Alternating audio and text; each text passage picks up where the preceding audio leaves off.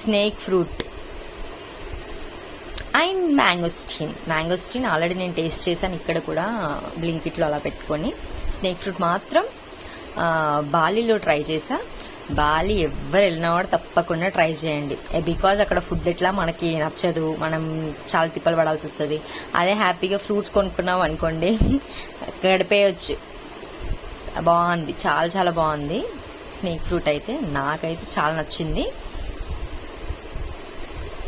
ఎలా అంటే ఇది జాక్ ఫ్రూట్ లానే డిఫరెంట్ టైప్ లా అనిపిస్తుంది. జాక్ ఫ్రూట్ లానే ఉంటుంది కొంచెం, కాకపోతే ఇంకా టేస్ట్ కొంచెం డిఫరెంట్ ఉంటుంది. జాక్ ఫ్రూట్ ఎక్కువ స్మెల్ వస్తుంది, స్నేక్ ఫ్రూట్ రాదు. కొబ్బరి ముక్కలు తింటున్న ఫీలింగ్ వస్తుంది అనమాట. ఎమ్మి చాలా చాలా బాగుంటుంది.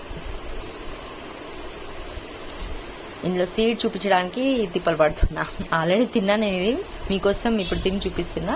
సో సీడ్ ఎలా ఉందంటే జాక్ ఫ్రూట్ సీడ్ లా అయితే లేదు, కొంచెం గట్టిగా ఉంది, అది రాయిలా ఉంది.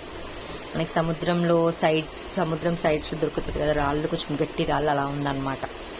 Must try snake fruit.